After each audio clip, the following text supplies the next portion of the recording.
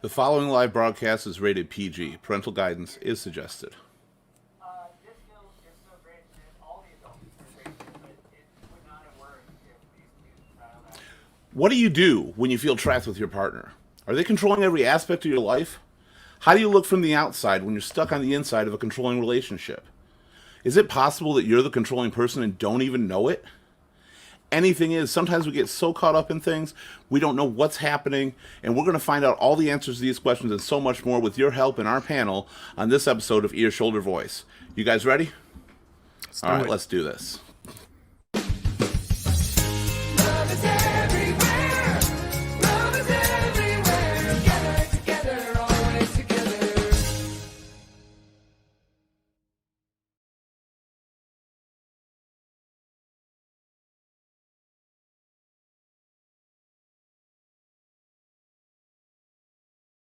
Sometimes we fall so in love with people and we get so excited that with them that we get stuck in a rut and we don't realize that they're taking control of us at the same time. We lose our freedoms, we lose our friends, we lose a lot of things around us and a lot of things we have that are dear to us because of what somebody else is doing to us. And the thing is, often we don't see it. It's being controlled by the person that we love, so we can't imagine that they would be doing to us, but they're smarter than we think sometimes. And they manipulate us. All our friends and our family can often see it, and we're blind to the fact. And that's where we get stuck sometimes in a controlling relationship. Hi, I'm Keith Litt from For Ear, Shoulder, Voice. We're glad you decided to join us.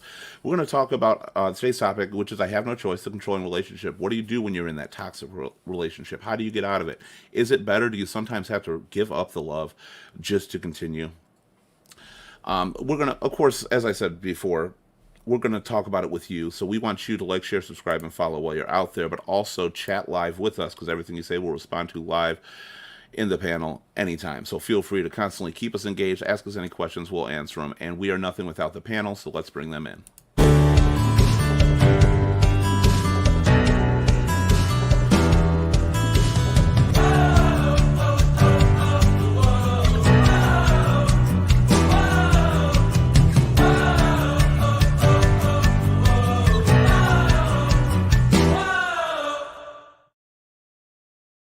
All right, our first panelist tonight is one of the co-founders, of course, of Ear, Shoulder, Voice. Please welcome Brandon. How you doing, Brandon? Wonderfully. How are you doing, Keith? Absolutely wonderfully. I'm steal your okay. line? I stole Yeah, your you line. did. I didn't know what to say for a minute. I'm like, wonderfully. Well, crap. That's my line. That's well, my fantastic. I always use fantastic words. All right, there you go. So have you ever been stuck in a controlling relationship or anything in that, or have you seen it around you? Yeah, to both of those, for sure. I mean, I played my part in the relationship for sure, and there's things that I wish I could take back, but yeah, there was some controlling aspects to it, and I've seen it around me as well. You know, sometimes we can take part in being in a controlling relationship, and we can actually be the controller and not realize it we're doing, because not all controlling relationships are built on bad intent by the person we're with. Right. Sometimes they don't understand they're doing it, and sometimes Well, it I mean- can be repaired, but often not so much. I just want to remind everybody, of course, I if don't you think want, you most can go people to... go in. That's That's true. why I don't think most people go in like, I'm going to control the hell out of this, make it horrible for everybody involved. Absolutely. maybe. Remember, as well as live chatting, you can go to earshouldervoice.com/join and call into the show. You can do that via audio or video. That's right there. He sees it. All right, our next panelist in tonight is going to be somebody we haven't seen her in a minute, but we're always happy to have her on here. Please welcome Ashley. How's it going? Hi guys, going pretty good. All right. So you CIA got her. currently are in a really exciting new relationship. Well, not new, but new step in your relationship. Is that correct? Yes, yeah, recently got engaged. Lewis finally proposed after the house situation. Thank you. After our housing worked out. So, sorry guys, I'm officially taken.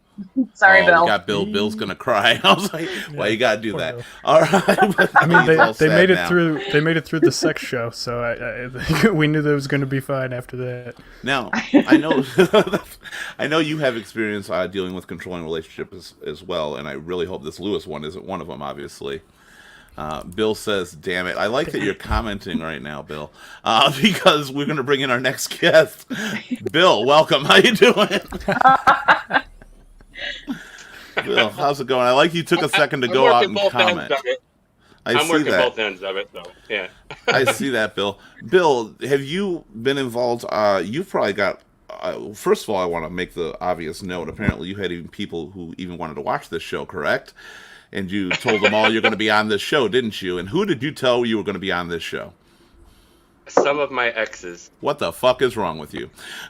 Yeah, well, like I was explaining, I send it out so everyone, trying to get people to watch and stuff, and then whenever I talked to you this afternoon, I was like, yes, and I'm going to be on the show. And then I was like, a few minutes later, I was like, I just told them I was going to be a panelist on the show about controlling situation. And I was like, oh, shit. So I went and took it down. So right away. Oh, you stopped it. Yeah, way to kill our viewership, Bill. I'm sorry. All right. Also, anybody out there, again, feel free to comment, ask any questions you want. We'll respond live on the air with you. We have another guest that's actually joining us. I wasn't originally scheduled, but glad to have him here, and it is the other Bill. So, Bill, how you doing? Oh, Bill, we can't hear you at all. We can't. You are very, very quiet right now. Let's try to fix that, shall we? Let's see. Bill, you there? Can you hear me now? You are very, very quiet, Bill. And you are... I can make up for that. Yeah, well, yeah, that Bill will be absolutely fine. All right, we'll get back to you in a minute. Give me a thumbs up when you get that. Try disconnecting and reconnecting if you would, Bill. Okay. All right. Okay, so everybody here, I'm going to start obviously with Brandon because I have a feeling you're going to be one of the easier ones to talk to on this. Of the two. I'm just saying. What You was calling your me experience? controlling? Um, No, No, I'm controlling. yeah. it was- Finger So on the what button. experience No, were you in that it was, you were controlled? Yeah, it was. I mean, it all started the first relationship I ever got in, like the first love kind of thing, where it was like, oh, okay, like we had a lot of fun, and it like it was both our first relationship, so it was a big deal. But when we were both kind of like, okay, I don't think this is working out, I started to try and like, okay, we should probably break up, and I had the whole like threat of suicide and everything from her, and I was like, geez, okay, so we stuck it out for 2 years, which was real weird and bad for my psychology, but Well, eventually got out obviously. of that. I Yeah. also wanted to start with you because when a lot of people think about controlling relationships, they're always assuming that the woman is controlled by the guy.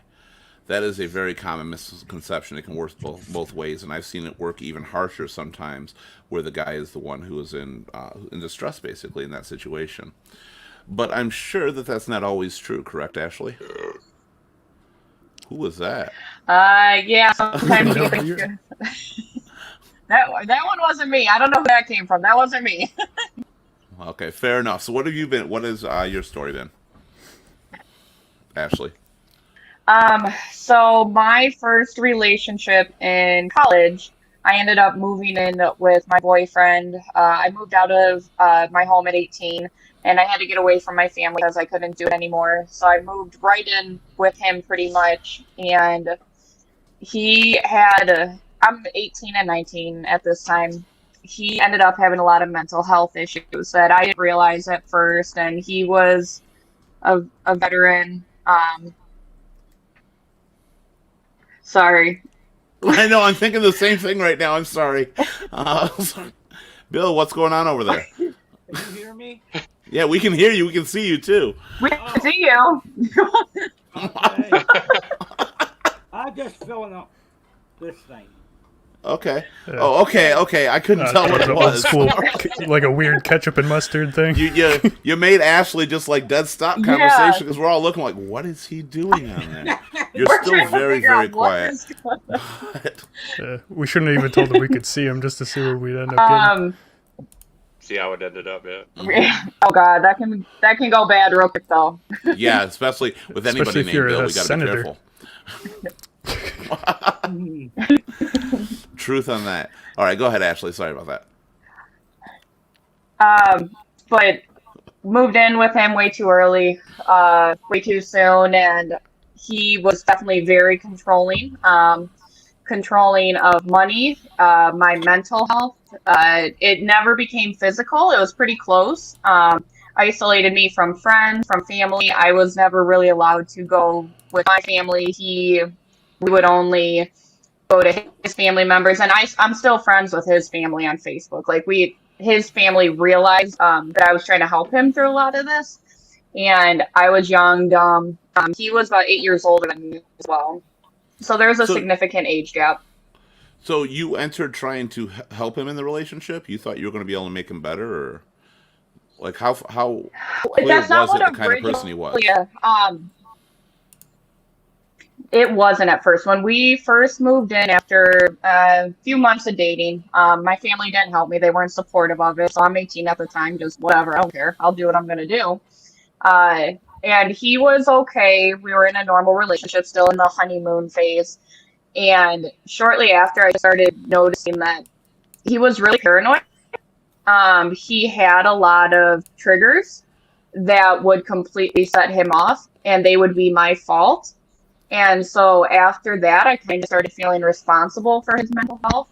And it was always my fault that when something was wrong, or it was something I did, something I said that would have tripped him up, and almost started sending him into a psychosis state. And I had all my things there. My family wasn't, they didn't like him, but I couldn't go home. I couldn't make it by myself. So I just kind of stuck it out, and it got pretty bad. How long did it take you to see it was a bad situation? I mean, did you notice it right away? Did people have to point it out to you? I had friends point it out. I had family point it out, like, hey, something's up, something's not right. We're used to seeing you all the time. I'm pretty social for the most part, and I was being withdrawn. I gained a decent amount of weight too. I gained about 30 pounds. And after about I stayed with him for about 3.5 years, and the last 6 months, I knew I had to get out and started planning how I was going to leave with my best friend. Me and my best friend ended up moving into a townhouse together. She helped me through it. When he had his last mental breakdown at 2:30 in the morning, came home drunk and screaming, and was spitting and throwing things, and I was like, I can't do this anymore. Well, it's a good thing you got out. Some people stay in for a long time and they don't see it. But like you said, a lot of times there's no options to go with. There's nowhere to turn. So you're sticking with it, thinking. Now, were you thinking it's going to get better, or you just got to wait to get out? I was hoping it was going to get better because I was trying to help him. I got him to get help through the VA. I got him to start talking to his family. I got his family involved. And at the end of the day, it just wasn't enough. And he needed more help than I could give. And I pretty much called a spade a spade. I knew I couldn't help him, and he wasn't going to get better. So I You had to felt make that horrible at the decision. time, but it was bad. Well, I'm Yeah. glad you did. I'm glad you got out of it. And plus, there's going to be people stuck in it who's going to like to hear that information as well. What about you, King? What is going on with your situation, Bill? Do you feel now? Have you ever been the one being in control? I think I have to ask you that question. I've always been in control. So you've never been the one being controlled in a relationship. My last fiance, the last one that I was engaged to, number 14, she thought she was going to tell me what to do as soon as she got the ring. You know, she thought I was going to change and she was going to be able to boss me around. Of course, that's why it went nowhere. But it's not like I'm controlling. It's like it's always been that women have always just slowly moved themselves into my house. You know, Okay, they just stay the night. I can and then sympathize don't with stay that or one whatever. actually. Yeah. Right. And then they slowly move into my house, and then they start changing stuff around while I'm at work, you know? And I come home and, my dishes are moved around and this and this. So I thought I'd do this, and I thought I'd do this, and I'm going to do this. And I was like, no. I said, here's the word. And it used to be my words. I don't say this to anyone anymore, but I used to tell the girls all the time, it's my way or the highway. You're in my house. It's my house. So you are definitely the controller in those situations. Do you feel you ever go too Right. far doing that? I don't because, in my mind, I don't because of the fact that, if someone wanted to sit down and talk to me that was actually I invited to move in with me and said, hey, can we do this? Can we do this? Can we do this? I'm very flexible as far as stuff like that. But if someone just starts doing something or starts saying something or doing anything, even the girls that I had move in with me and stuff like that. I had 6 dogs at one time, and I told them, I said, this is what I need you to do if you're going to be here during the day. You put these 2 dogs outside, you put these 2 in the kennel, you leave these 2 in the house, and just switch them around. And couldn't even do stuff like that. So you pretty much have a routine and a system, and I actually very much sympathize with you on that because that's how I get. I never thought that I was a controlling person, but really there's a lot of situations that I like to have done my way. I don't want to control what you do or where you go or anything like that, but there's a certain order to my basic everyday life that I've gotten used to, and I always don't always like changing it. My dogs, like you, are very important to me. You know, they got to be taken care of in a certain way. And there's a few other things I do too. We'll get to that later. That has made me realize that sometimes I might not be the most easiest person to live with, even though I'm absolutely fucking amazing. It can sometimes be difficult sometimes. And finally, what about you, Bill? What's your situation? Well, I have learned in the recent past that there are things I cannot control. All right. I went to Emmanuel House, and see, when I was younger, okay, I was brought in a religious type background, semi-religious, because my parents never went to church. But it was etched into me that the man was the head of the household. Okay. So the man said, wife had to listen, kind of type thing. And I got out of that, but I always felt like I wanted some sort of control, and I found out that there are things I can't control. I can't control my wife's lifestyle. I can't control my daughter's lifestyle. I can't control how they spend their money and stuff like that. And I had to accept that, and I found it hard. It was going against my grain. And yeah, it's like a double-edged sword on that sometimes. I don't think people always realize it. When you have, when you're raised in that way, you believe the man is in control, head of the house, and I don't know who here is in that generation. I know some of us are, some of us aren't, some of us are right in between them on there. It's not just that you're in control of that, it's that you are responsible for taking care of the family as well. You were back in probably even 25, 30 years ago, the man was often the breadwinner. They were the ones that supported the family, took care of them, made sure they had everything. It was progressing, it was changing, but that was still an ideal value. So it wasn't always a bad thing, but then there was the other thing is what the man says goes. And I think sometimes that's got to change. And that, I think, is what is reflected over everybody to be the common misconception that a controlling relationship is a man controlling the woman. Yeah, see, like my dad was kind of just like he's a great guy, great dad, but there was just this aspect to him where he had such a he had a keeping up with the Joneses idea in his head, and then anything that like his wife wouldn't do that was in his head, what keeping up with the Joneses would be, he would like go off about it. And so I was always very like, I just want you to be happy. Like, I really don't care. Like, you could be in control. But sometimes you can go too far with that. So, like, if both of us are a little too much, like, yeah, whatever you want, all of a sudden we ask each other what we want for dinner and we haven't eaten in 2 weeks because we can't decide. That's a downfall to not having somebody in control. Because, I mean, how many people have been through that where you're sitting there, so what do you want to eat? And 2 hours later, you still don't know. I don't really care. I'll have anything. Well, me too, And then somebody is always going to say something. How about Chinese? And the other's like, well, I don't really want Chinese. Right. Yep. Or something like that. Like, how about Taco Bell? You always say Taco Bell. All right, I'm gonna just eat cat food. That's because you always say I don't know. There's so many aspects to it, and some of these aspects can be normal for a lot of people, and they're not really that heavily controlled because they are simple decisions of like what to eat because the other person's indecisive. Is anybody been happy and found good aspects of a controlling relationship that they enjoy? Like, there are some people out there that like when somebody else makes the decisions for them. Does that apply to anybody on here? Absolutely not. I see that. No, I mean, I definitely think Absolutely we have that. Silence.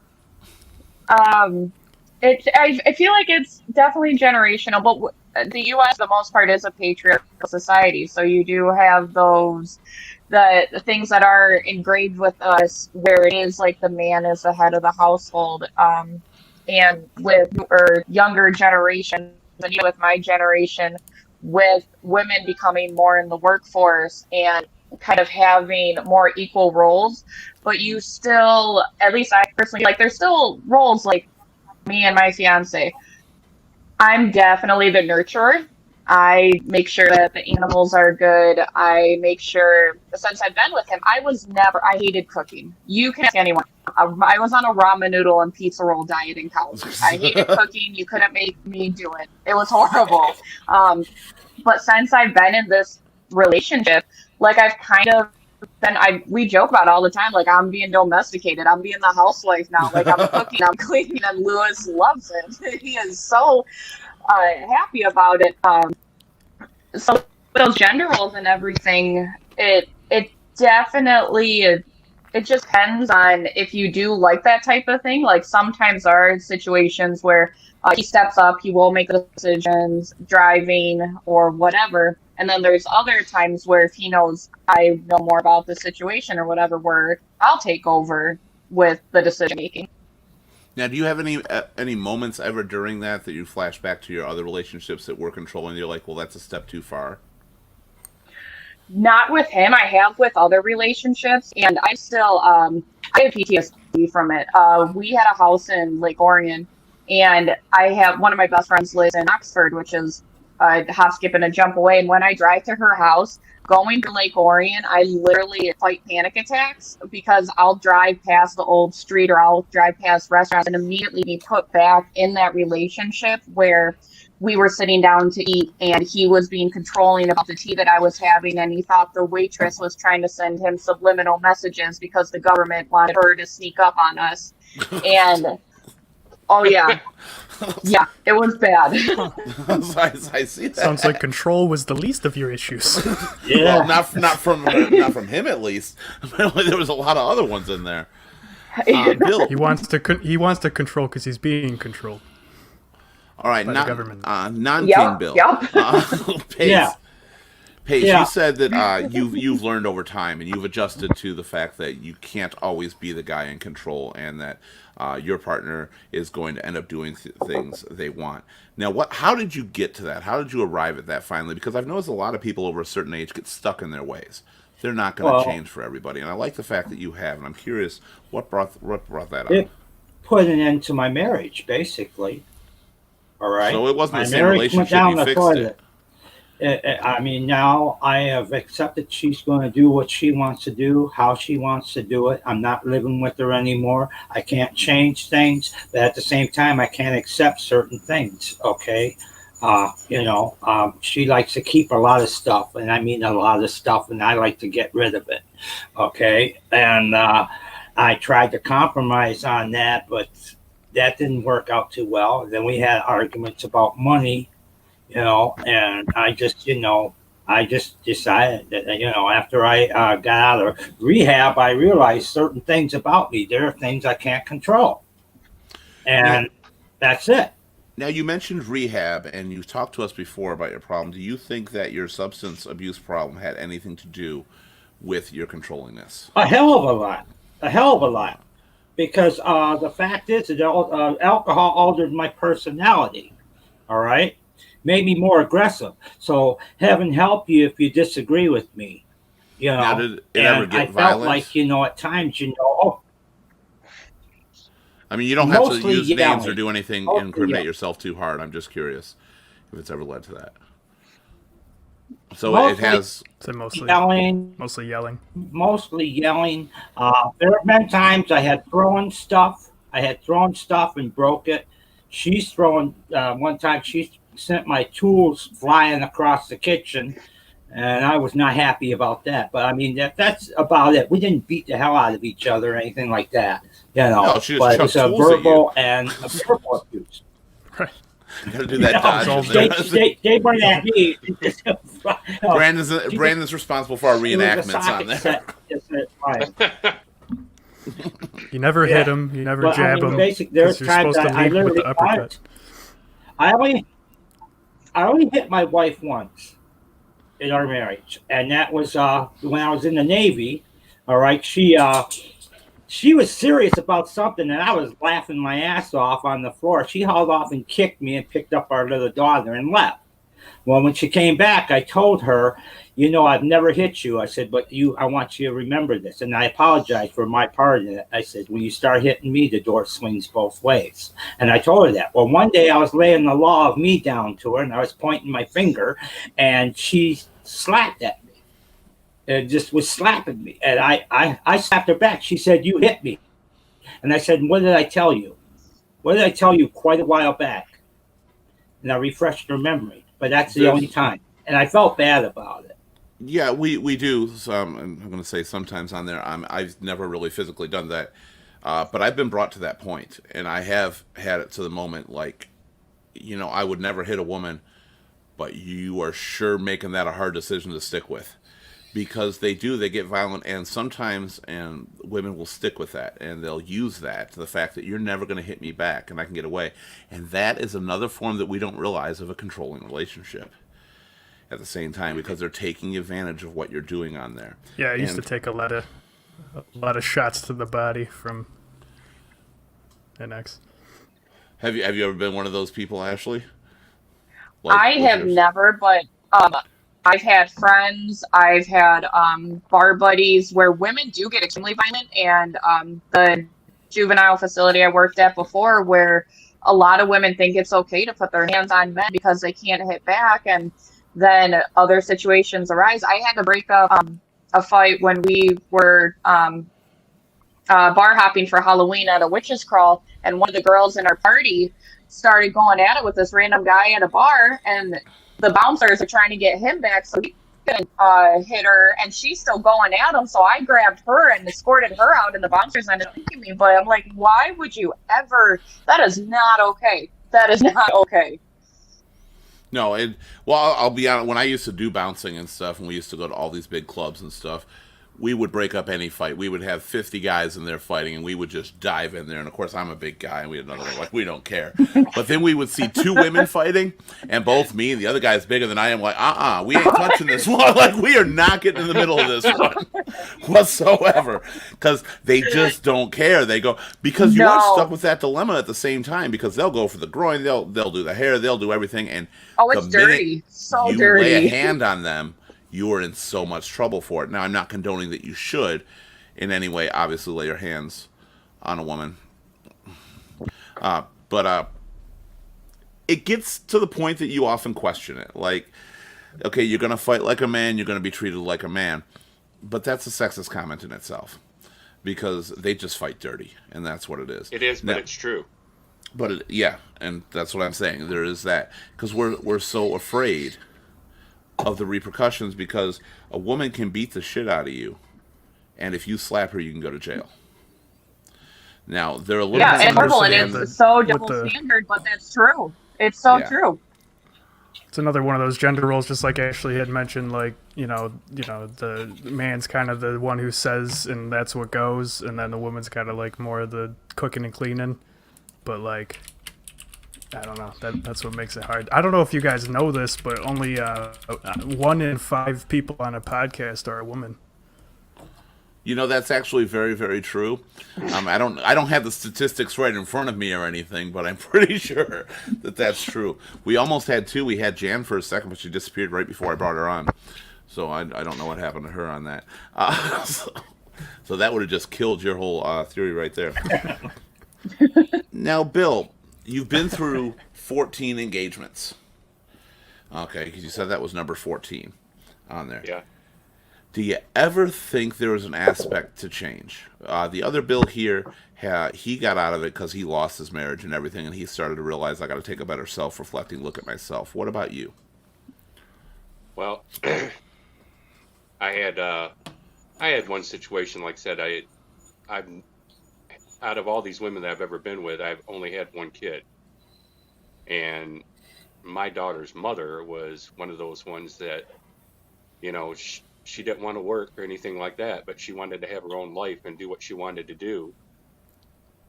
And it was at that point in time, even though I had a kid, I tried to stay around for as long as I could. Now, she didn't control me. I didn't really control her, but she was going to go do what she wanted to do. Didn't matter. I mean, if I was working 2 jobs, she was getting a babysitter, and I would come home and she would call me and say, okay, you got to pay the babysitter. I went out. And I had to walk away from her because I couldn't handle it anymore. But did you do it? And I did. You did. Did you? Did you pay the babysitter? And I paid the babysitter, and I told her when she came back, I said, you owe me the money. You know? Yeah, And I went through that with her for a while. I mean, I hate to say it, Bill, but you kind of sound like you do get controlled, but never want to admit that you are being controlled. And yes, you want to get out of it, but I think that happens, and you're stuck on a fine line of being controlled and being a nice guy at the same time. Right. Well, it come to a head is she was one of those women that knew that I would not hit a woman. Now, I've hit a woman one time in my life, and that's when I worked at Jumpin' Jacks. And I'm sure, Keith, you probably know that bar over there whenever it was there, and it was a bad bar. Yeah. We broke up a fight on the dance floor where a guy was beating the crap out of a woman and threw the guy out, and I was sitting at the door, and the lady was walking out, and she said, you guys just beat up my boyfriend. I told the lady, I said, he was just beating the crap out of you. She pulled a 6-inch hat pin out of her purse and was getting ready to stab me with it. I socked her in the teeth, but my daughter's mother, she smacked me in the back of the head with a Jack Daniels bottle. I mean, well, those No, are actions that totally, again, it is control in both ways, and how you react is very important. Now, did you have to suffer any repercussions from that? No, my dog broke her arm. Okay. Did your dog have to suffer any repercussions from that? He did. He got destroyed. Oh, I'm sorry to hear that. And that's whenever I left. That would definitely be something when you Yeah, mess with the dogs and the pets. And you mentioned earlier how important your dogs were to you, and I completely sympathize with that 'cause I'm the same way. Oh, yeah. Jan said, I let my husband get in my face and speak his mind because I know it's not Surprised. him, it's the disease. Jan, is it really... Surprised Bill didn't go full John Wick. I wouldn't be surprised if he did. He probably did. He's just leaving that part out. I only did that whenever I lived over in Warren and came home the one day, and the girl who had moved herself in with me moved her best friend and her best friend's brother into my house. Okay, so... At that point in time, the doors came off the house, and everyone went out the doors and the windows and stuff. So, yeah. But... Jan, I'm curious, was there any signs? You say that it's not him, it's the disease. We know that you've been on this show before. You've mentioned that your husband has been suffering from the disease. It just makes him not him anymore. Sometimes diseases bring forward regressed actions, things that are just them. Now, has he ever shown any signs like that before? And where is the point? Because you can't let yourself, even if it is the disease and not him, if it gets too bad, you can't let yourself constantly be faced with that. So I'm really wondering if it is strictly the disease you're blaming, or is that an escape you're using to let it happen because you don't want to leave, and that's something that some people do. How many people have, since Brandon, you've been in an abusing relationship, Ashley too, how many of you have been told by your friends how bad it is without you listening, or even with you believing? They told me for 6 years to jump. 6 years. 6 years is a long time. It was one of those things where it was like 4 years where it was like we had been through like some of the darkest times of both of our lives together, and then it was always kind of bad, but we'd find a way through. And then she just started getting a little bit more like just controlling, manipulative. She got my parents to like her so much that she just showed up after we broke up to a Christmas party of my family's. And, like, I didn't want her there, but they all loved her, so I was just like, okay. Oh my god. Yeah, it was a hell of a Christmas. I think Bill here's got something to add to that, huh, King? Because it sounds like you just hit some kind of nerve on there, Brandon, with him. First of all, Brandon, when your friends are buying you brand new tennis shoes every year for your birthday, they're trying to give you the idea to run away. Second of all, I had a girl that I went out with for a year. And she was, nuts, I guess. So, and it was so funny because my friend and I had just went and bought a car to fix and resell, and we drove up in my mother's backyard into her driveway, and my ex-girlfriend is sitting in the backyard talking to my mom, and she had been for 3 weeks. Ooh. Telling my mom that we were still seeing each other, and I had been broke up with her for quite a while. They're good at that And shit, man. Yeah, me trying Women? to explain to my mom, I'm not seeing her anymore, and she's crazy. You need not to be sitting out here talking to her. Without sounding sexist, which it totally is, women can be some vindictive bitches. I mean, they Oh, know absolutely. how to get to you. They know, especially with guys and like their mothers and stuff. Ooh, that's a big one. Because if they get in good with your mom, you're going to be fucked for a while. Because it's really And they're hard. even It was after like a the movie. breakup, they'll make sure you remember us. Yeah, exactly. No matter Yeah, how no, hard it was we like try a to movie. forget. It was I was at this Christmas party and I just hear my stepmom like, after like people have been lingering, hanging out, it's before dinner. She's like, "What time's Miranda coming?" And I was like, "Huh?" And then the doorbell rang and it was her and I was like, what's going on here? Yeah. And then so yeah, we broke up. Like I got her. Like, it was a real breakup after that. And then it was like, I don't know. It was only a few weeks before I was just like, we both been through like both each other's like worst times, so we just kind of like tried it again for a little while, and then I just got into drinking too heavily because that was, I don't know, the only way I could deal with her. So You that drink was to my escape bad a lot part of of it. times. There are alcoholics. Well, yeah, out I'd be there, like, just oh, my drinking's getting kind of out of hand. When I was talking to Bill, and I mentioned that did your substance abuse problem affect your controllingness in the relationship, but also works the other way. Sometimes that controllingness leads to the substance abuse problem because you don't want to leave. Sometimes we love that person so much we don't want to hurt them, no matter how much they're hurting us on such a regular basis. When we stuck. Jan says for her husband, he is bipolar among other mental diseases, which we understand that at the same time, but there's got to be a limit to it. You can't always blame a disease. Yes, it's hard, but your life is equally important. Your happiness, your security is equally important, and you should know that because, as you say, your past relationships were physical. How many people have? I mean, we know that Bill, pretty much everyone here, I think, has dealt with the physical aspect of it, except for Ashley. Have you? Did you deal with the physical aspect of it? No, by the grace of God, I did not. I do think if I would have stayed, it would have continued to escalate. And some people did think that he was being physically abusive to me. He never did. It did come close a couple times, but he would hit other objects. He broke his truck mirror with broke things. It got pretty close, but no. So you didn't, but all the other three have definitely been in there. Fortunately, I really haven't. I've been in the controlling relationship, but I've also been the one in control. And like I said, I don't think it ever went too far where I really classify it as controlling. But I am one who I handle all the finances. I want to handle the finances. I don't want you to worry. I don't want you to think about it. And I get like really irritated when you kind of butt your nose in to it. Like, maybe I'm late on a bill, but I'm, refreshing everything to pay for other things, and I catch up on it the next month. And the minute you see it, you freak out, and it's not worth it to me because I'm cool and calm. So a lot of times I do what I do because I feel that I do it well. And I know how much people stress the other times. And I let it go too far sometimes. Because It's not you that I'm start- controlling, it's that I'm right. Yeah, that's exactly my attitude, you prick.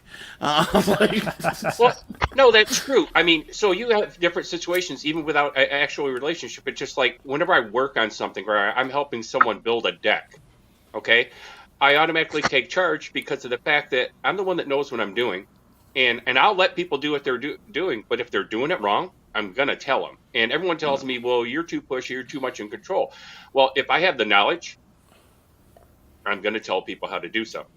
And sometimes And you get into that with people, and then people just like, you got a girl living at your house and she's doing this and you can make a suggestion and just say, okay, well, just so you know, I mean, you're doing it that way, but if you do it like this, it'll work better. Well, then sometimes they automatically get into their thing. Oh, well, you're trying to tell me what to do. they get defensive. Well, a suggestion is not telling you what to do. And then that's when you know that they're like that and they're wanting to be in control.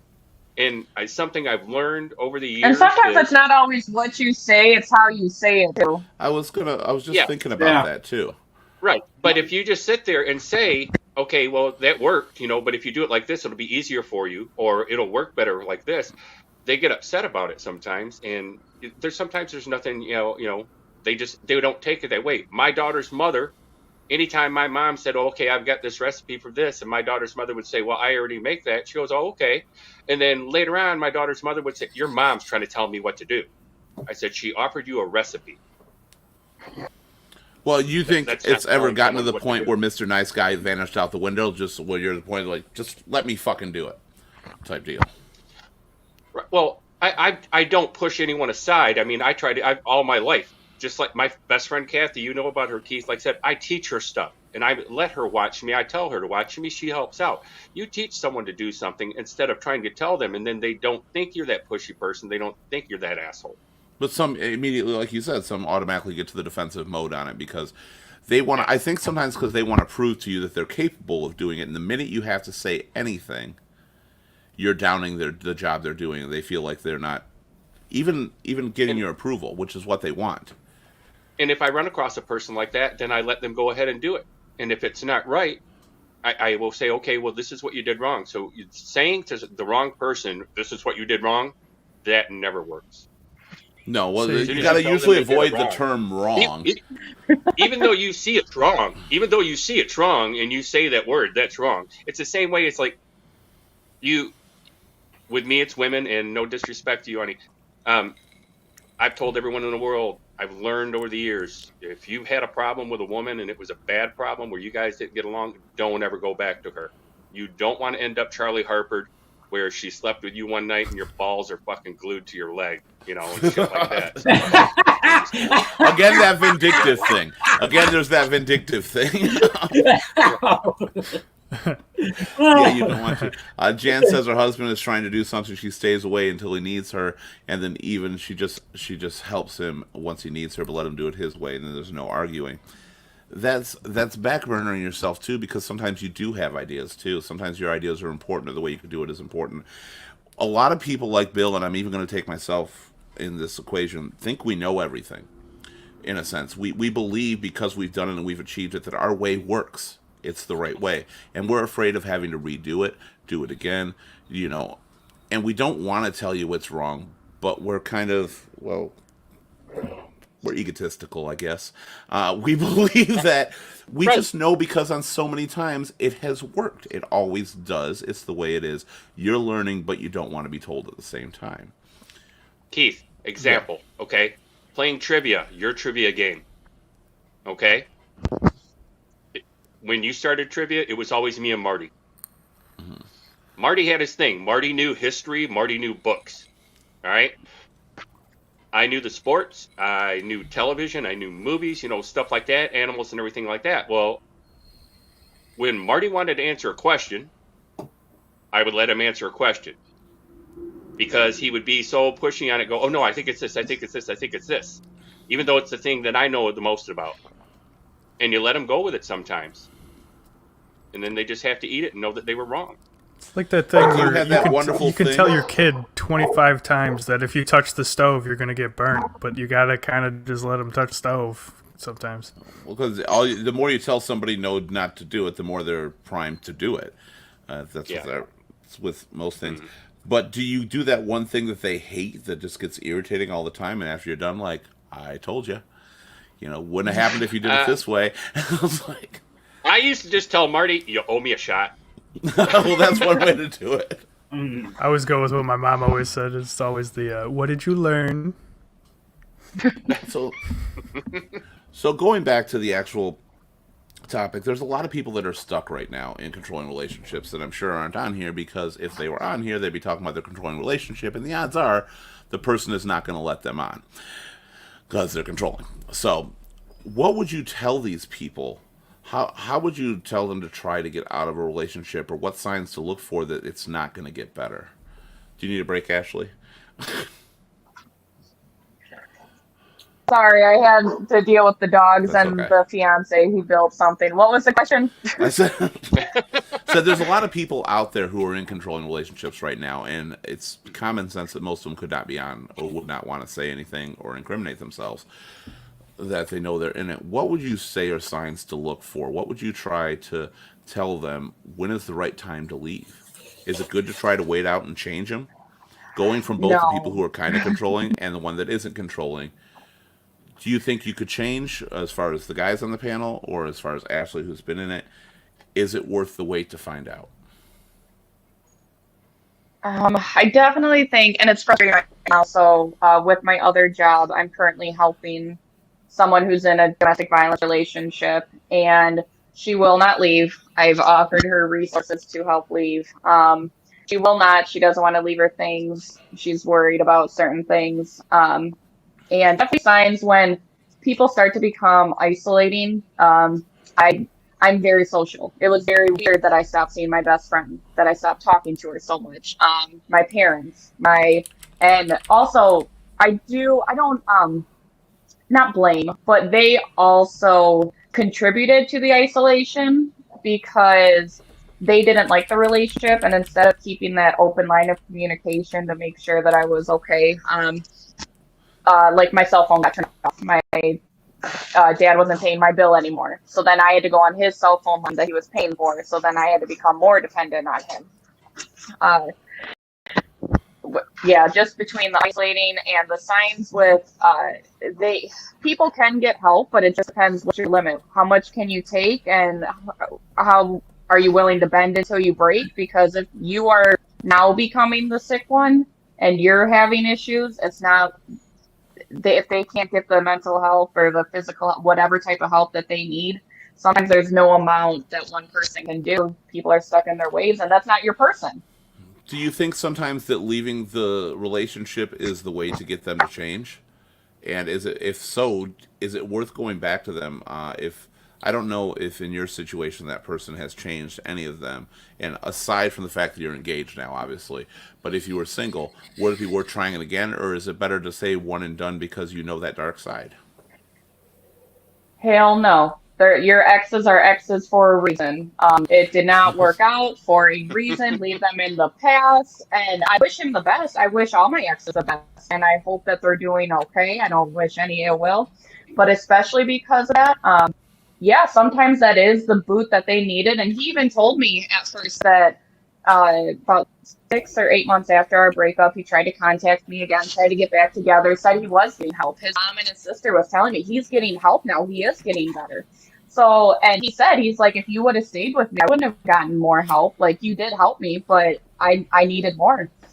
And he's like, do you want to try this again? I said, hell no. We're good. No. That makes sense. Do you think there's ever an opposite time that it's a good time to do it? Like, do you think there are occasions where they get better and it's worth trying again? Again, not in your situation, I know, because, Lewis is amazing.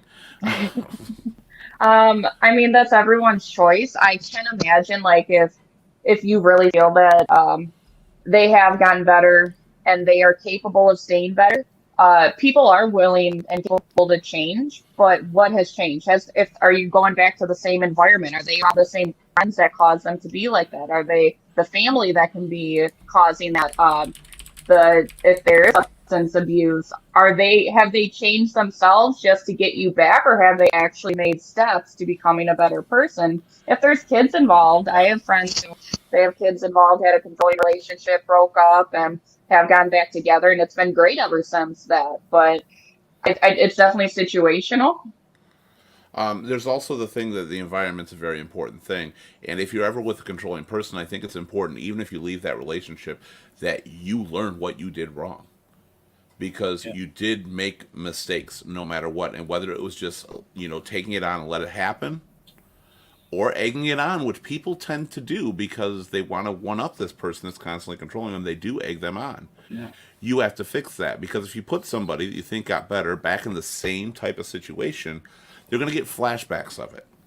And they're going to do the same things again. So don't just be prepared. Don't ever go up to somebody, I personally think, and say, well, you've changed. I'm willing to take you back.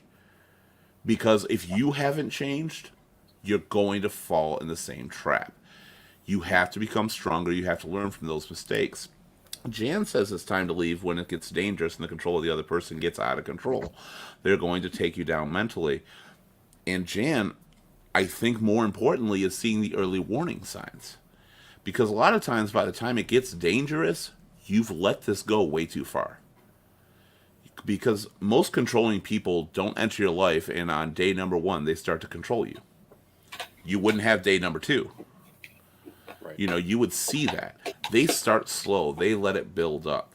If you see that you're starting to lose yourself, my last relationship that I was in was a very controlling relationship on my part, and I didn't even know it. I didn't know it till I looked back and said, for the last year, I haven't been myself. I don't have friends over anymore. I don't talk to people. I'm all focused on worrying about what they're going to think, and that's all I'm focused on. I lost my fun. I lost my spunk. Walking I on lost my eggshells. perkiness. Exactly.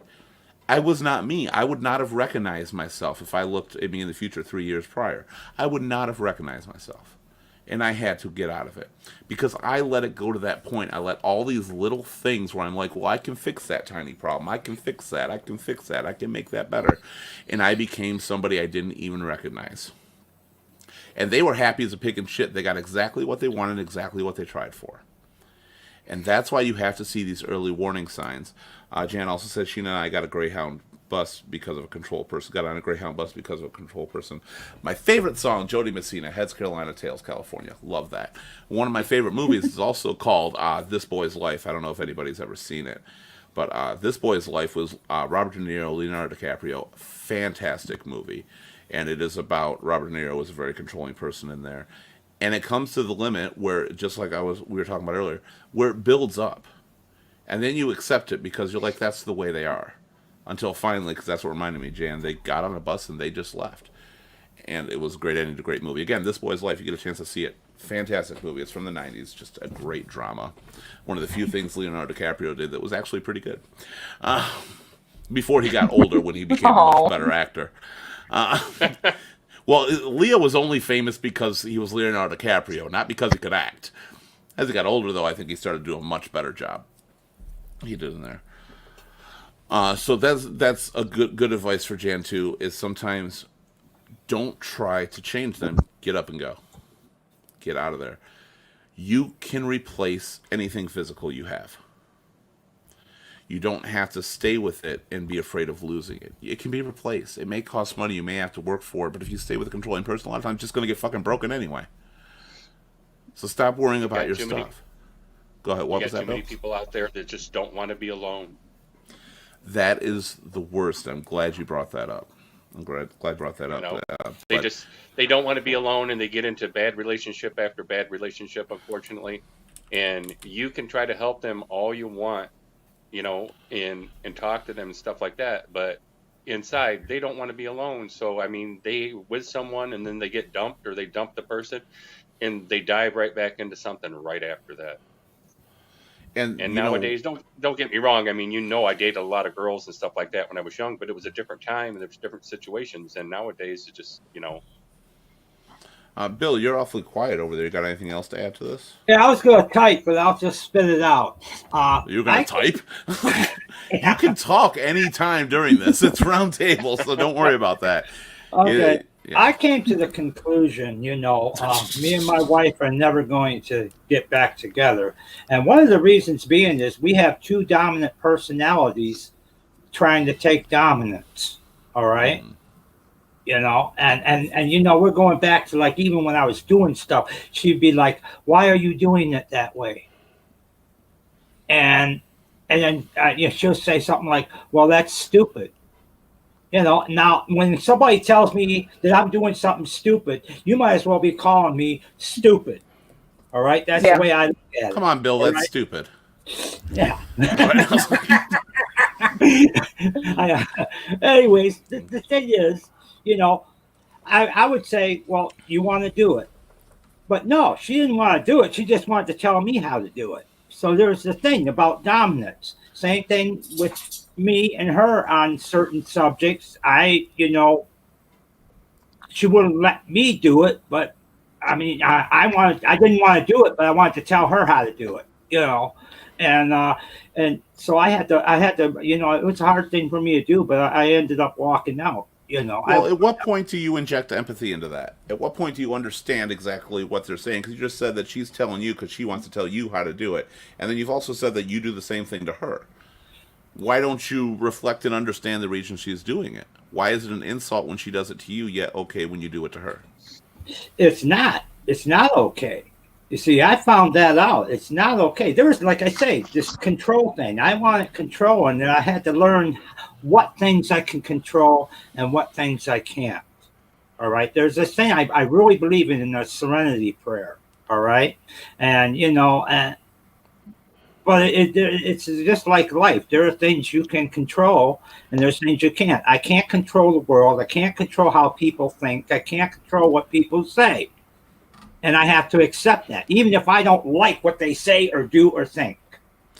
Going back to what Bill said, and what you were commenting on too, with people not wanting to be alone, that's one of the biggest problems. One of the biggest things that's going to hurt somebody, and two people get in a relationship. If you get in a relationship because you both are afraid of being alone, you're never going to want to leave that relationship no matter what happens. And the other person, and it can easily be you, is going to take advantage of that situation.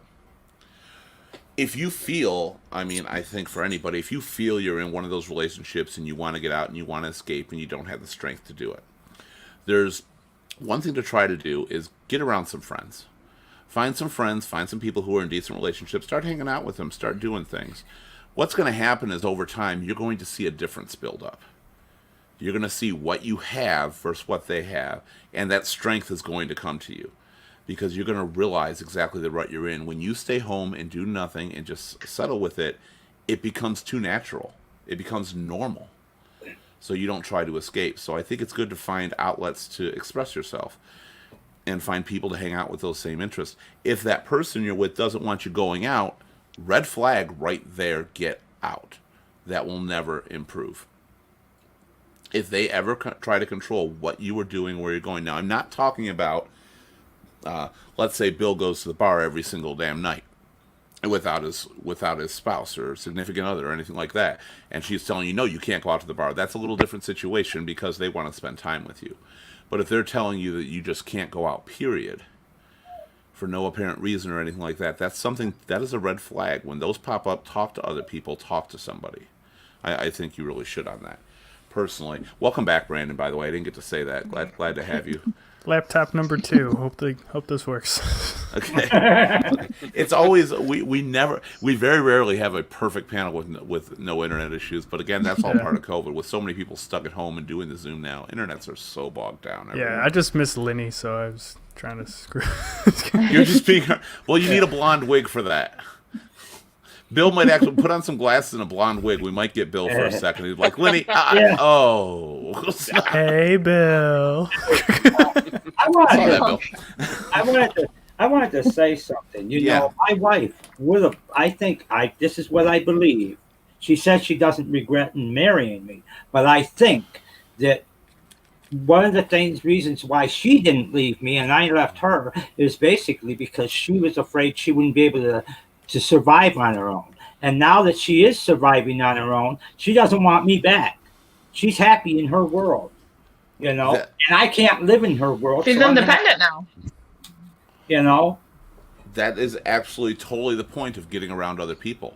Because when she was with you, she was trapped with that being normal life. That was life. That's what it is. I got to wake up. I deal with this. I go to sleep. It's every day.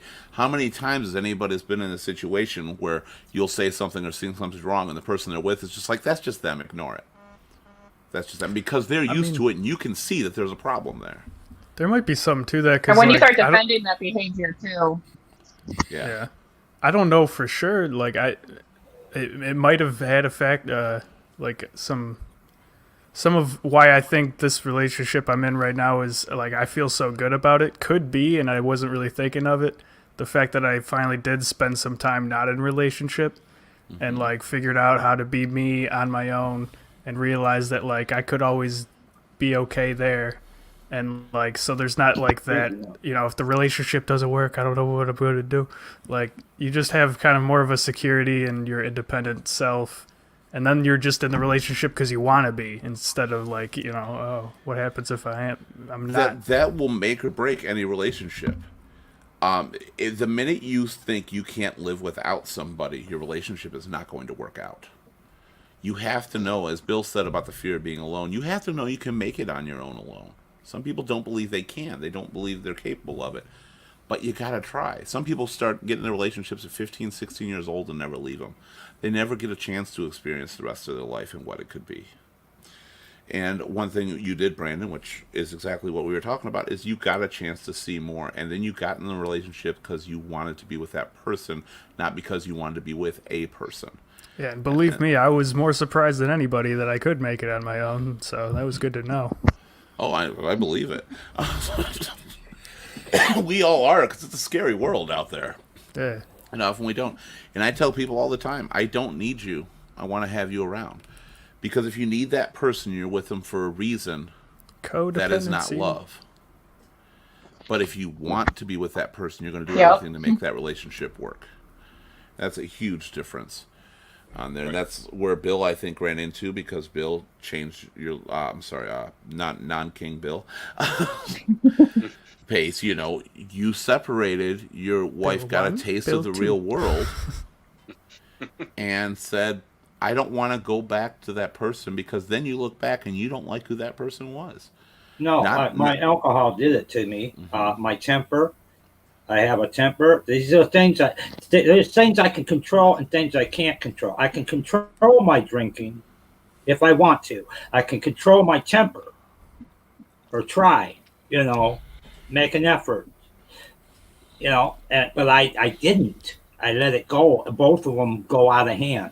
Well, the key thing is you said if you want to. Yeah. And, well, when you're one who likes to control the situation, you hardly am ever going to want to, Right. step See, back on that. For And it me, wasn't Bill, just it was about you. It was Oh, go ahead. it was kind of weird for me, Bill. It was like my drinking was actually what kept me from being like aggressive and angry all the time. Like when I drank, I would just kind of become silly and be able to just kind of put off all the problems that my relationship had and just kind of ignore it. But then I would just kind of just get too stupid. I would never I would be a much better boyfriend maybe, but I wasn't addressing any of these issues that were happening when I, just in the relationship itself.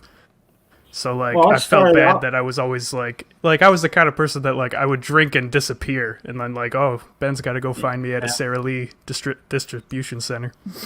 It started out that way with me. I had my little corner of the basement, and I'd go down there and drink and play my music or do whatever I want. I went into my world. Okay, it started out that way. Right. But after a while, things were happening that I didn't want to face, didn't want to handle, and my drinking became more progressive. And so did my attitude along with it. And that was my downfall. Well, when I said, too, when I mentioned she doesn't want to go back to that person, I wasn't also just talking about you, Bill. I was talking about herself. She Yeah. doesn't want to go back to being the person that allows that to happen. And that's what happens when you get that breather, that escape. There is a whole world outside of your home. When you get trapped in there and trapped in that situation, you fail to see it. People are very right. You got to look outside the box, but you can't do it when you let yourself stick inside of it. It's You that can't elephant see it. thing. If you're too close, you can't tell that it's an elephant. You have to be backed up. So if not, Yeah, it just that's- looks like weird skin. I've never heard that stupid thing before, but it actually makes perfect sense. But it makes perfect sense. I gotta give you credit on that. I Hey, understood it. No, I understood it. I just never heard it. If I never heard of it, I think it's stupid. Whatever. Because I should hear it all. When your friends are telling you something, a lot of times our friends and family are going to be the first ones to point out problems in relationships. They're going to try to tell us, and we're going to ignore it. Your family's been there since birth. They know you well enough. And your friends have usually been there a lot longer than your relationship has. Listen to them. Pay attention, try to see what they're seeing. You can't always just assume that it's for the worst and you know better, because you'd be in the same situation if you were looking in on someone else like that. I would think that everybody on this panel and probably everybody watching with these good hearts would try to step in and say something. Realize that that's what a lot of times your friends and family are doing. Back to Jan, my husband was divorced for 21 years, so when I got with him, he was actually a bachelor again. But I think it was more of him wanting to get a piece of ass, not actually wanting a relationship again. Really kind of random there. Okay. Apparently it worked, because you did say my husband, so I would say there was a little bit of relationship in there. I was like, either that or you were a really good piece of ass, Jan. I was like, Oh my I would agree. Oh, is Jan a good piece of ass, Brandon? I wouldn't turn it down. Well, if things don't work out, Jan, we got Brandon for you. Yeah. Yeah. You might have to fight his girl, though, but you know. Here you're into the phone stuff. She's Oh, into you're all sorts killing of me. stuff, that's true. Gonna say get her involved in the relationship. Now, do you feel you're stronger? Everybody here that feels that they are a stronger person, I would hope, on this panel. Oh Everybody yeah, feels like huge they've lessons learned for sure. Huge lessons. Yeah. What signs do you look for now? I mean, before they crept up on you, what do you look for now when you were dating before you got with somebody else for Ashley and Brandon? What did you avoid? So like for me, I could tell how bad, like almost in hindsight, how bad the relationship I was in last was, because like I'll say stuff to my girlfriend, she'll be like, "How damaged are you?" I'll be like, "Is it okay? Are you gonna be mad if I like go play my game for like 5 minutes?" Like she'll be like, "No, what's wrong with you? What happened to you?" I'm like, "Oh, okay, it is okay to just do what each other wants." Okay. Oh, that's. I actually have a lot of people that do that when I get with them, and they'll start asking me simple questions. Can I do this? Can I eat? Can I do stuff like that? I'm like, Right. what the hell happened to you in your life that you have to ask common questions that every adult should be able to answer for themselves? Mm-hmm. What about you, Ashley? So I definitely, it was a learning life lessons. I learned real quick when I started dating again, like what my red flags were, were they paranoid? Like, were there certain things that just set them off, and how they treated other people, how they treated their family, what was their relationship like? And the same thing, like, I kind of went with my gut more too. Just if I felt uncomfortable, I was like, okay, we're not doing this. If they're talking to other people, but definitely the same thing, like asking the questions depending on how they would answer, and they'd be like, yeah, you can go do that. And the relationship I was in before, we were extremely codependent. Like, we had to do everything, and I couldn't do anything without him. So as I was getting my freedom back and learning how to be me again, but with someone else, that was the other thing. Like, the guys I was dating, did I have to constantly be by them in order for them to be comfortable dating me? I had another guy who, he was controlling a little bit, but he was uncomfortable with me in public, like around other guys. Like, he was constantly worried about other guys hitting on me, and to the point where he's like, "That guy's looking at you. I'm gonna punch him in the face." Like, what? Yeah, those are flags too. I like that too, because Ashley was like, once I found out he wasn't controlling because of that one guy, I'd be like looking for tinfoil hats and like, do you believe in lizard people? Listen, He's already being controlled. it was. I was like, okay. Yeah. Do you think that the government is watching you right now? First date with number one. That's probably a good question to ask. Although people. for a guy who isn't like that, they're like, do you think the government is watching us right now?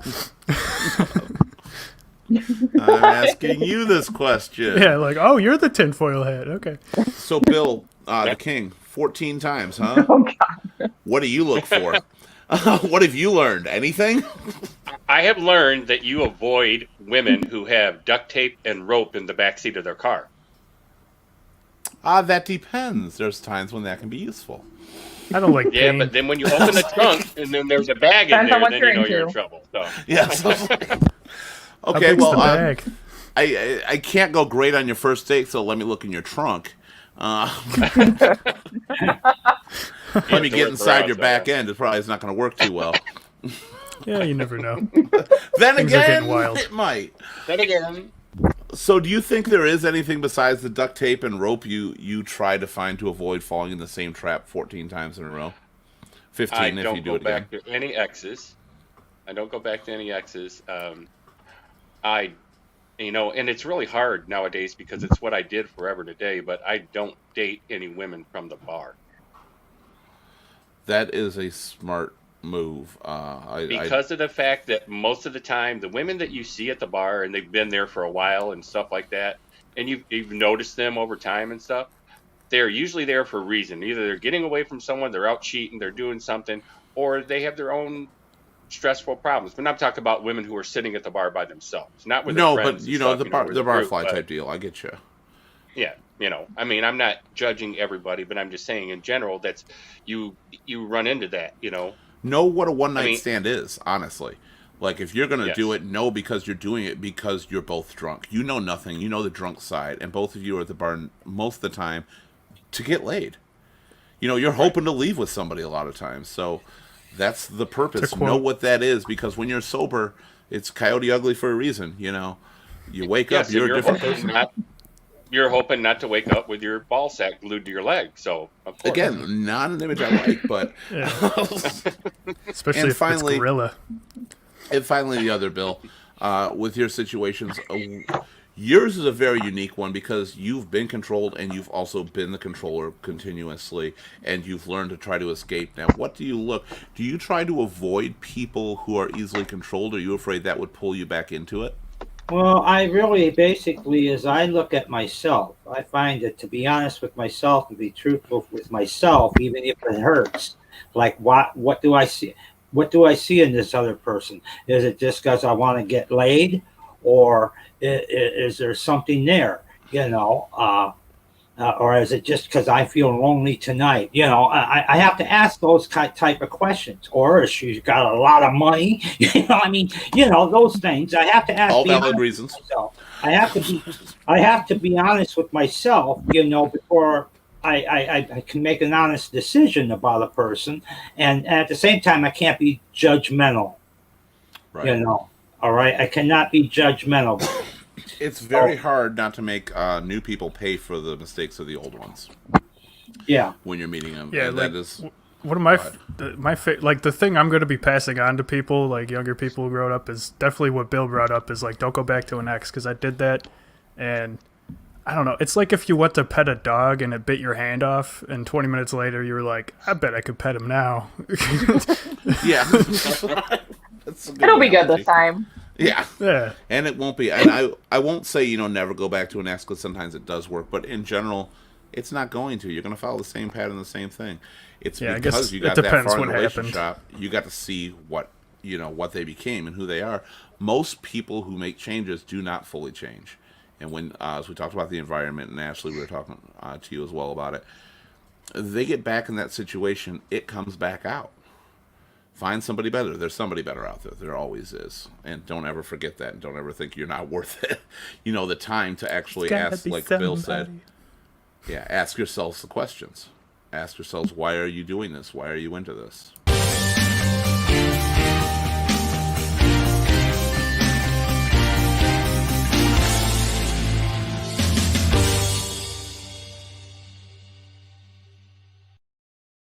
We're often tracked. We don't realize we're there. We don't realize we are being controlled. We often are controlling and don't realize that we're doing it either. But the best thing we can always do is learn.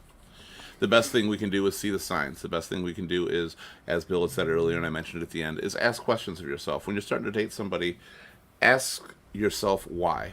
What is the features? Is it just because they're hot? Is it because you're drunk? Do they have money? Do you fall in love with people because they take care of you? Because you have nothing? Because sometimes that's their way of buying control over you. If they keep providing with you, you end up going with the feeling of, I can't survive on my own. Because they've given me everything. If I lose them, I lose everything. Wrong reason. Be smart about it. When you first get into a relationship or anything, realize what you can deal with and what you can't. If you can't deal with an aspect of somebody early on in a relationship, and you don't want to deal with that in the future, get out of that relationship. Don't try to change people. Ever. No matter what you think. And if they've been in controlling or even abusive or anything like that before, the odds are, if they deserve a second chance because they got help, let them give that second chance to someone else. Don't let it be you, because if you pull yourself in, you're going to have the same problems, and you're going to find yourself falling in the same situation, and your life is worth more. Escape it. There's always somebody better out there. I'm sure when everybody here has been in another relationship, some of us, 13, 14 times. Have been in different relationships, and every time we were in one, or the majority of the time, we're like, this one's going to be it, and they think they're in love better, and they realize the past wasn't there. Well, that's going to happen to your next relationship too. when you get out of that and you go back to the next relationship, you're going to look back and you're going to say, what the hell was I thinking? Be smart, be intelligent, and most of all, think about the number one person you're going to be stuck with for your entire life, and that's yourself. That's the person that needs to be happy.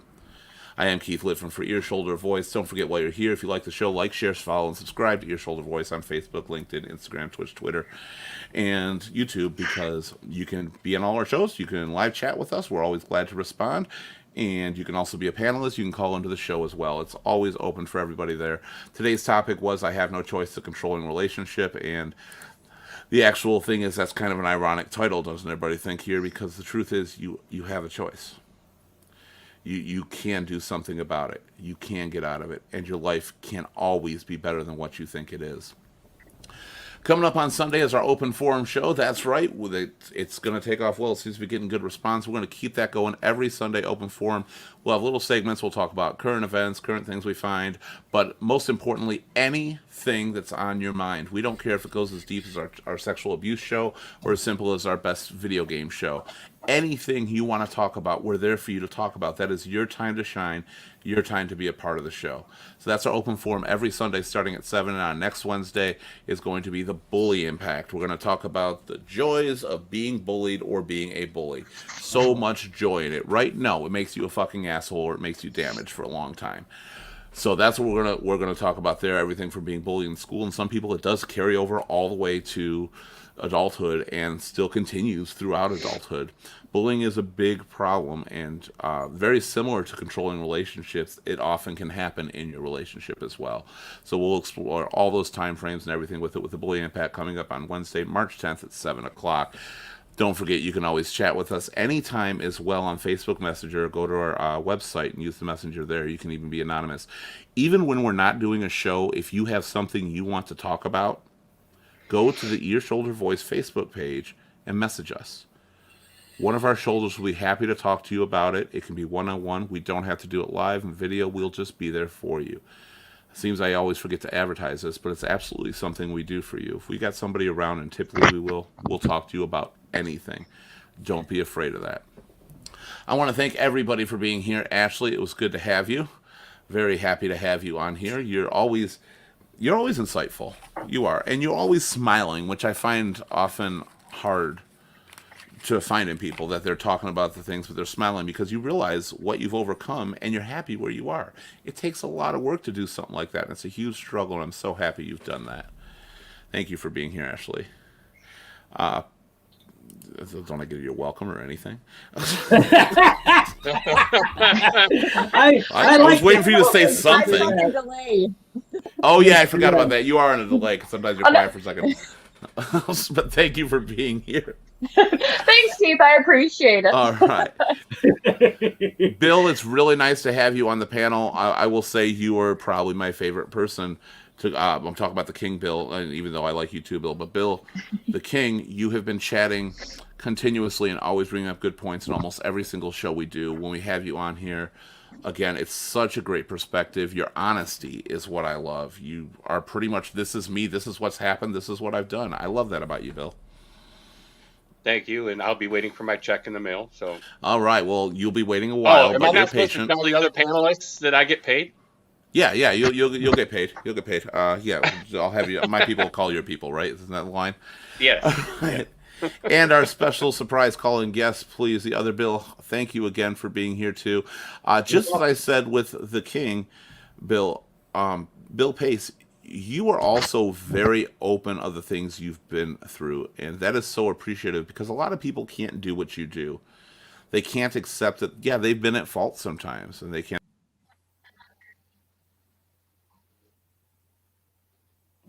God, what happened?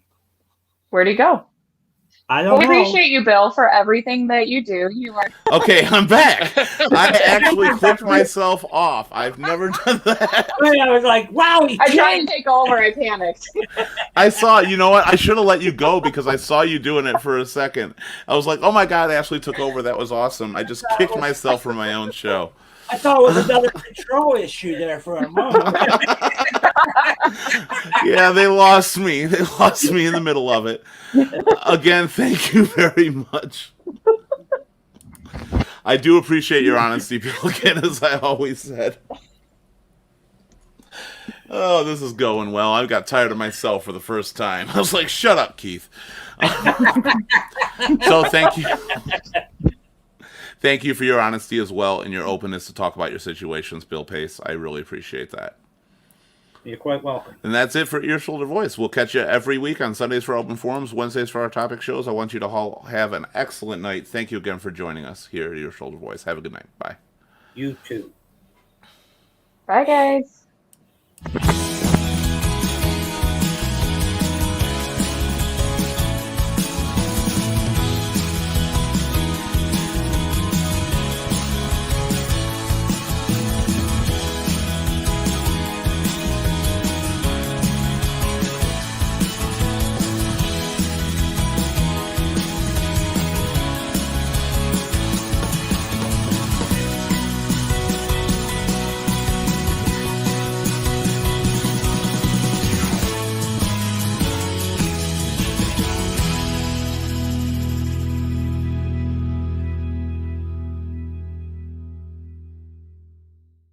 Hey guys, Keith Lippman here for Ear Shoulder Voice. While you're here, why don't you like, share, subscribe, and follow so you can be notified of all our new broadcasts that we're bringing to you live every week and live chat during the show. You can also head on over to www.earshouldervoice.com, find out more information, suggest topics you'd like to see our panel discuss, and even apply to be a guest panelist yourself. Well, that's how you end a show. You kick yourself off. Yeah, I'm like way in to the middle go. of talking, I'm like, where the hell did I go? Where did everybody go? I saw Ashley pop up, and I was like, apparently she has something to say. I was done. I'm like, Ashley, it's your show now. Hey, at least I know I have a host to fill in for me if ever I can't make it. You don't know the trouble you just gotten yourself into. I wish I would have stayed and just let you talk for a minute, though. I kind of just like left and right. I forgot I'm in the camera, and then I was like, "Oh shit! Okay, we'll just keep going." Thanks for all. Oh my gosh, we lost Brandon. By the way, thank you, Brandon, for being here. I hope he's watching or something because we lost him. His internet, I think my internet even acted up for a second too. So, yeah, I hit something, I bumped something, and the next thing you know, I'm gone.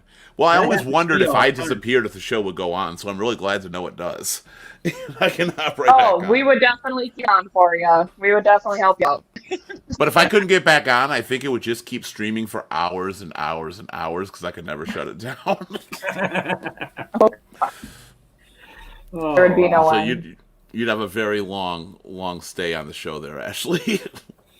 At least it was at the end. Well, actually, no. I wish it was like earlier on in the show. Then I could have really seen your skills. Now I want Ashley to be a guest host sometimes. Look what you did. I got cut out one time. I'm actually looking. I'm trying to get people that can do it sometimes when I'm not. Because I won't be able to do every show, and I hate having to cancel it because I can't do it on a day. And it's, I'll have to set somebody up. You'd be good at it, apparently, Ashley. Yeah. Good. Yeah, I'm going to keep that in mind. Bill, good having you on here. Your sound vastly improved, Bill. Did you change anything, like from pre-show to when we started? Which Bill are you talking Bill, I'm sorry, the King. No, I All just right. said I set it up, turned it around, spun it. Oh, well, it worked because I could hear you perfectly clearly. It was awesome. And you got that, like, void background. I like that. It's like a message from Bill. Well, I'm not in the garage now, so. That was good, and yours too, Bill. I'm glad. I don't think we're actually coming through Bill's headphones or something because when I take he's got echo cancellation. The other Bill Pace, because you got echo cancellation on. When I take it off, we hear ourselves come back. So I don't know what that is. But either way, I'm glad to have you on here, Bill. Both Bills, but Bill Pace. Glad to have you here. That was really cool. Because we lost Gail Marie last minute. We were supposed to have Gail Marie here, and she was not able to make it. We'll definitely have her back on a future show. Ashley, I love when you come on here. So you guys got any plans coming up? Anything for St. Patrick's Day? Because we're not going to have one. We're not going to have a show 2 weeks from now because of St. Patrick's Day. Nothing. Like the bars are starting to open up. Things are starting to open. I think we got extended till 11 in Michigan. I mean, we're so grateful. They're trying to do it till 4 a.m. Fuck that. Like, Did period. you see that? Yes, I did. I'm like, no, they are so drunk at 2 at 2. There's no way. Yeah. That's how it is in Chicago and Nashville, though. Well, they can do that. They're fucking Chicago and Nashville. Yeah. Yeah, no, that's true. It'll be interesting to see if that passes. I New York's hope been not. like that forever. But it might also be something that passes in the city of Detroit, not necessarily everywhere else.